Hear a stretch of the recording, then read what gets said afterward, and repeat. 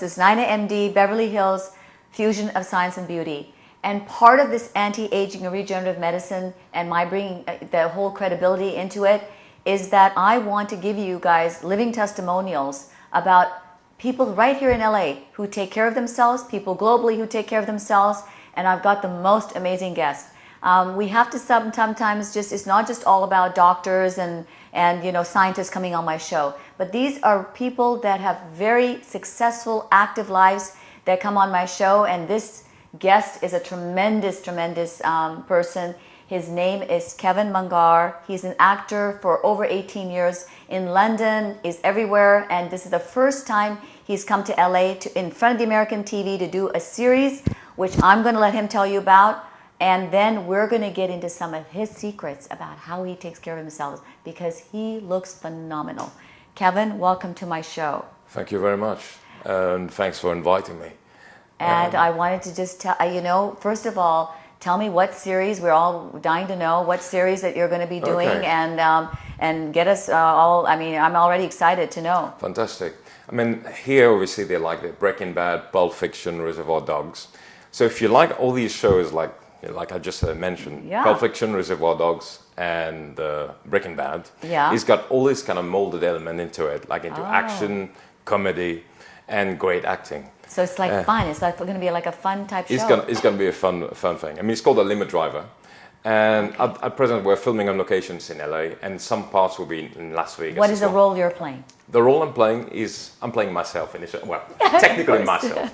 It's my character is a hitman from London, getting called up by one of his bosses from LA, calling him to come over to LA and undertake the job of a limo driver as a cover, and in the meantime taking some special assignments from time to time. Very interesting. Whoa, this would be with all the complexities of like the colorful characters, like the villains that interacts with him now and again. So part of your role as being a hitman is that you've got to be in shape, which you're in tremendous shape.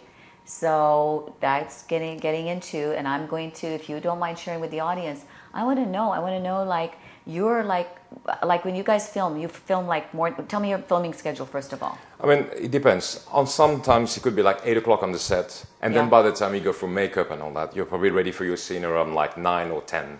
And obviously there's so many different like characters on set, so you have to wait for your turn more or less, and so there's a bit of waiting, or you're in your trailer. But most of the time, yes, you kind of get ready from 8 o'clock, do your makeup, so you're all done and all set and ready. And then when you get called up to your scenes, and you might if you're lucky, it could be an early day, it could finish at 6. But if you're not, what's the worst day? It has happened a few times where you end up like finishing at 11:30. That's because a few scenes were kind of like the director wasn't happy about certain. So to repeat those. A few more takes, or if you want to do different like angles altogether. So that's fine. We're all here to contribute for great work. So if with that kind of a schedule, okay, what do you like? Okay, tell me what you eat. Like, okay, you're on the set. What are you eating there? What do you like? Okay, sometimes you have to wait. So while you're waiting, how do you like take care of it? Because you're not at home.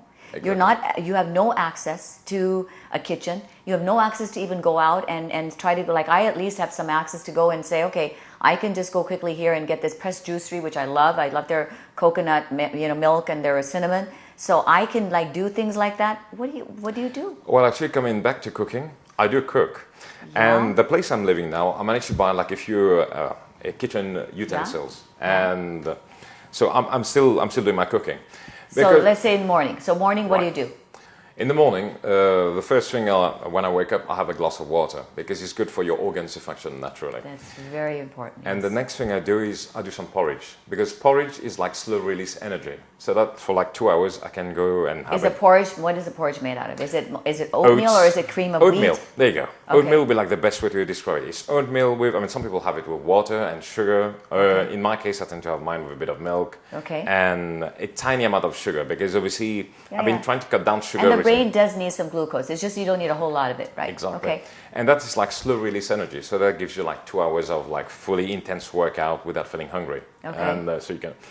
And then after that, what I tend to do is, at the minute, because I'm trying to get like very lean, my eating habits are different. So every 3 hours, I tend to have like a portion of brown rice and a portion of meat.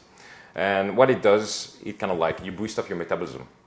And I also cut down sugar and salt. Because when you cut down salt, for example, your body has less water retention. So which means like your skin gets tighter. Yeah. And as you're doing a weight training, your muscle looks more detailed. And on top of that, it's like when I cut down my sugar, natural sugar, I'm talking even saccharin or even replacement sugar. No sugar substitute. Yes. No, because never. if you have sugar in your system until like late at night, if your body hasn't processed that, it hasn't actually eliminated that, it becomes fat. That's why you get like spare tires, love handles, and so on. But if you cut sugar already like from early time in the day, what happens is your body you start to use your fat reserves. Yes. And through the day, especially on top of that, I'm eating like every 3 hours, I'm boosting my metabolism. So my body's actually burning fat quicker. It's like you feel because you're not doing sugar, you're just doing you're doing a little bit of protein, a little bit of that brown rice, yes. a good complex carbohydrate, yes. right? Yeah. So then, okay, so you're doing that every 3 hours. Every 3 hours, so it's boosting my metabolism. And so you're not eating to the point of getting bloated, you're just eating just to feed the hunger. And so when you say a little bit, just like a couple of ounces? Yes, a tiny portion of rice, but we like in my case, it's like 3 or 4 spoonful, but other people, it may vary, depending on their size of the stomach. Right. So that's for me. And then around like 6 o'clock, obviously you're gonna feel hungry. Well, what I tend to do in the evening is I will have like either boiled broccoli or boiled cauliflower with meat. Perfect. So you're doing like vegetable. Yes. Complex carbs again. Yes. And then meat. Yes. Okay. So until the time it's like bedtime, your system would have processed that digested very quickly, and then by the time you're actually sleeping in your sleep. Do you do coffee? Coffee, sometimes I do it in the morning because I find myself like when I wake up, it's okay, it kind of like wakes me up. Yeah. But not during the day or anything, not the rest of the day. In the day, I try to eliminate it if I can. Okay, do you do tea? Tea, I mean, I love the different types of tea, where it's like green tea. In London, so you can go, But gradually I try to kind of vary in between. I mean, it's good because it's antioxidants. Yeah. What about, do you do any fruits? Fruits, obviously. I mean, I love bananas. So obviously, when will you do the fruits? The fruits, I mean, you can do it like, I mean, in my case, I'm irregular. So I could have it in the morning, or I could have it like during the daytime, or after a workout. It's good just to get down that. And potassium, electrolyte, right. Exactly. And then what about, and then do you do how much water do you drink? I tend to drink like, I mean, I know for a normal human being, you're supposed to be about like 3 or 4 liters. Half your water weight, they're supposed to, Yes. But in my case, probably I would say, people, exactly. But with this kind of temperature that we have here, which is like quite high, like 33 degrees centigrade, because we use centigrade in London. And here you need constantly to have water. Would you say you drink at least 8 glasses of water? I would say more than that. Sometimes it's like probably 2 big liters. Awesome.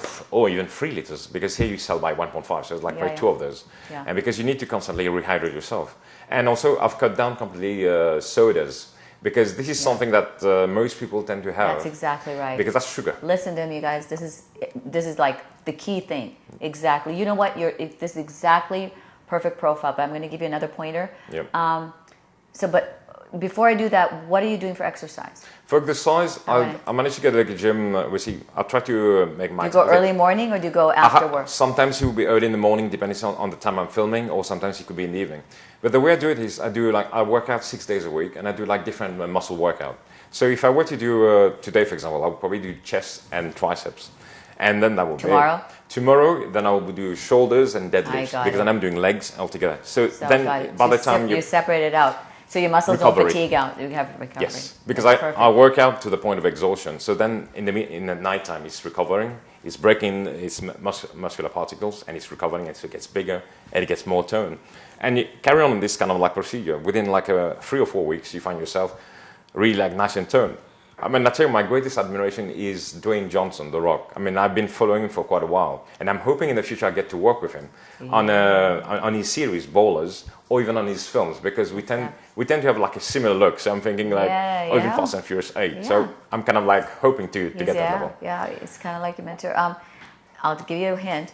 One of the things that when people, I think the best thing you've done is like cutting down the sugar, but did you know that a lot of times what you're just trying to do is you're sensitizing your receptors? Yes. When you sensitize your insulin receptors, that's what makes you even more lean. And so people don't understand that a lot of times they're following the American diet, which is 42% fat. Yes. And so you guys, most of the time, if you do that kind of a fat diet, you're desensitizing your insulin receptors so that if you do take sugar, you won't be able to process it. And I keep saying this throughout my shows, is that if you cannot process sugar, then you're going to blame the sugar, but it's not that. It's because you're taking all this fat that's oxidizing and all this other stuff that you've done, or you've taken so much sugar that you've desensitized the insulin receptors. So you have to go clean for about 6 weeks, sensitize insulin receptors, and then you can add a little bit of sugar, but it should still be just good fats. You shouldn't be doing any of this processed, Exactly. and neither should be doing any processed sugars. Yes. So really, you cut out all your processed in your diet. It's a clean anything diet. processed. I mean, I know it sounds horrible and it sounds It's difficult. not horrible, because you know what? When you see the results and you see how good you're feeling, do you feel, okay, compared to like a diet that you might have done, I don't know, 10 years ago or 5 years ago? Okay, do you feel better? Well, way better, because 10 years ago, yeah, my lifestyle was like on fast food now and again, like late binging, late at night, you've been going out, you feel hungry, you go down to KFC, you go down to McDonald's. They would probably hate me right now, because I'm not using any of those products anymore. Now, everything is what I cook. I cook healthy chicken, healthy beef, or healthy turkey. Nice and lean, and that's the best way, and it gives you like a good shape. And you know, that's exactly what we're trying to promote here on the show. We're trying to promote that because people aren't getting it. It's globally, and you've seen this in London, and when you travel to Asia and all, there's fast food places popping up everywhere, right? But to give you a better example, I mean, I was in Mauritius in March and April, and for the radio, every day, the doctors are on the radio, 80% of the population have diabetes. And they're constantly telling them to drink water, cut down the sugar, and some people are still making an effort, but they have fried food. How can they do that when they're putting tempting with the because in terms of globalism and this new wealth, and everybody is now, the fast foods are coming up. How do you not, it's like, see, in America, we've processed that through 20 years. Yeah. We've understood that, we've grown, so we've understand that, so all of us are going clean on it. But it's being hit over there as new. So they're going to face what America's facing.